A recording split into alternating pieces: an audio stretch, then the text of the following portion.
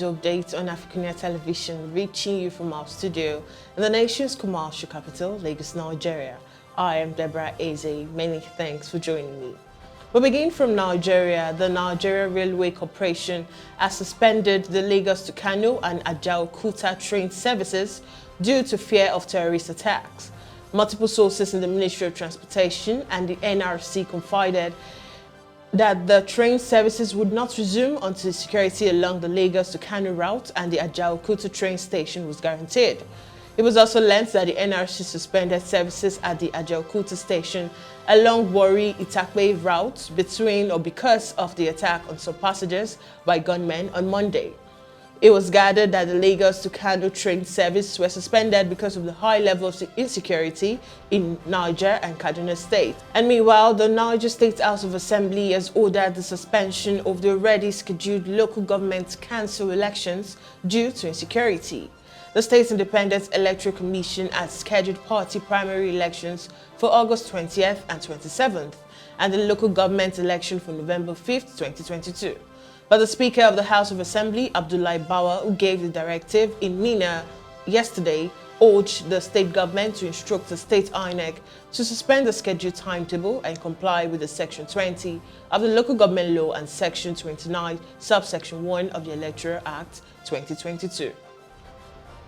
And now moving on, the vice presidential candidate of the All Progressives Congress, Senator Shettima, has assured Nigerians that if elected, the Bola Tinubu administration would be inclusive, just and fair to all Nigerians, irrespective of tribal, religious or political affiliation.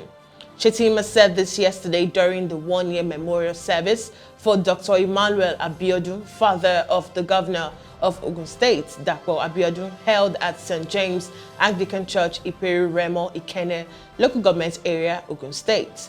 This was as former APC National Vice Chairman South Hilliard Etta yesterday said it would be a disaster of mental proportion if Tinubu did not emerge the next president of Nigeria. The former Borno State governor commended the Southwest geopolitical zone for being a bastion of religious tolerance and generosity, where people are judged by the content of their character, competence, and ability. He called on other parts of the country to emulate such qualities for peaceful coexistence and development. And now away from Nigeria, Somalia has appointed the former deputy leader and spokesman for the Al-Shabaab Islamist group as religious minister. Prime Minister Amzabdai Barre said late Tuesday.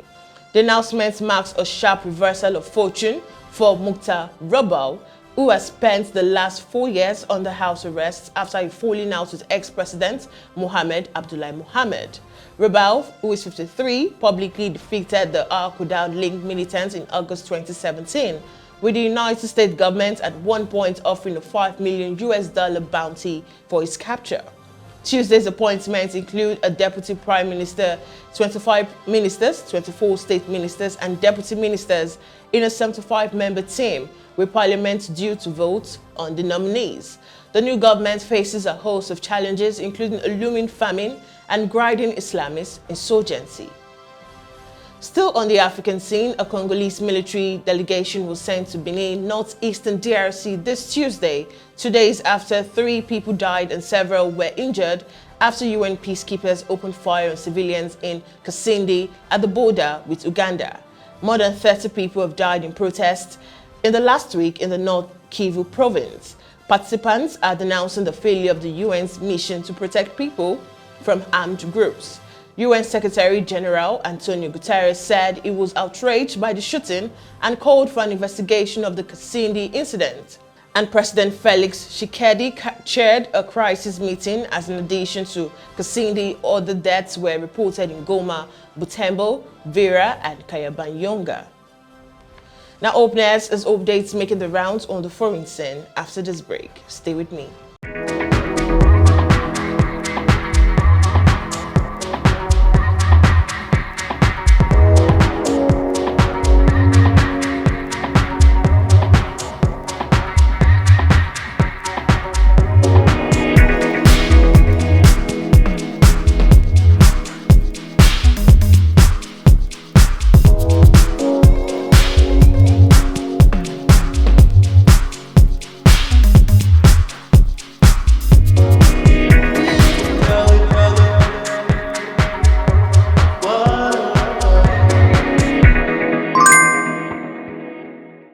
And now welcome back. On the foreign scene today, China furiously condemned the highest level U.S. visit to Taiwan in 25 years as House of Representatives Speaker Nancy Pelosi hailed the self-ruled island as one of the freest societies in the world and pledged American solidarity.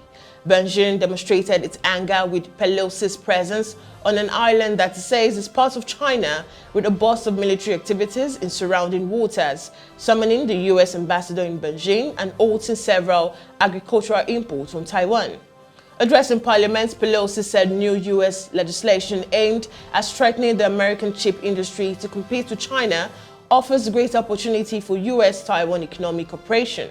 Shortly after Pelosi's arrival, China military announced joint air and sea drills near Taiwan and test launches of conventional missiles in the sea east of the island, with Chinese state news agency describing live fire drills and other exercises around Taiwan from Thursday to Sunday.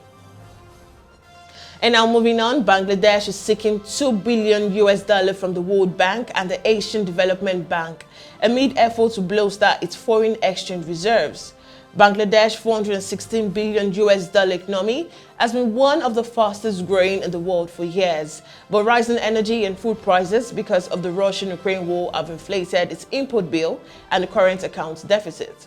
The government wrote letters to the two lenders seeking $1 billion each, and the report said, citing people familiar with the matter. And this comes days after Bangladesh Daily Star newspaper reported that the country wanted $4.5 billion from the International Monetary Fund, including for budgetary and balance of payment support. Bangladesh's July to May current account deficit was $17.2 billion, compared with a deficit of $2.78 billion in the year earlier period. Now, according to central bank data, as its trade deficit widened and remittances fell. And now still on the foreign scene, separatist insurgents in Pakistan's resource-rich Balochistan province said they shot down a military helicopter that went down during a flood relief operation on Monday, killing all 6 on board, including a top army commander. A senior military official dismissed the insurgents' claim as propaganda and fake news.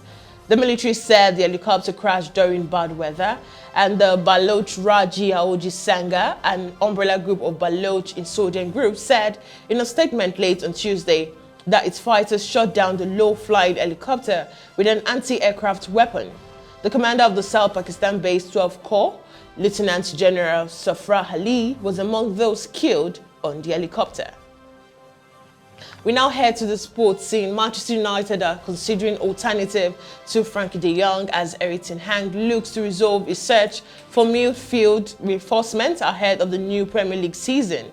United have a long-standing interest in Ruben Neves, who made 212 appearances for Wolves, scoring 24 times. Speaking in April, Wolves boss Bruno Lage says the club has slapped a £100 million price tag on Neves and rumored interest from United, Arsenal and Tottenham. Neves has been linked with United for several months, but the club has spent much of the transfer window chasing Ten Hag's former Ajax player, De Jong. And finally, Leicester have rejected a second offer from Newcastle for midfield James Maddison, with the latest proposal made at just over £40 million. The Magpies saw their opening £40 million bid rejected at the weekend, and the latest offer was understood to be over that figure. Leicester are believed to value Maddison, who joined the Foxes for £24 million from Norwich in June 2018, at closer to £60 million. Newcastle are now deciding whether to return with an improved offer to focus on other targets. If Newcastle were to complete a deal for the Foxes, midfielder Maddison would become the club's record signing, eclipsing the £40 million they paid offering him for Joelinton in July 2019. Maddison scored 18 goals and provided 12 assists in 53 appearances in all competitions for Leicester last season. And now that concludes the news update on AFRICUNIA television. Do follow all our social media platforms displaying on your screen to stay up to date and connected to our news and other programs. You can also link us up on www.africunia.tv. Once again, I am Deborah Ezeh. Bye for now.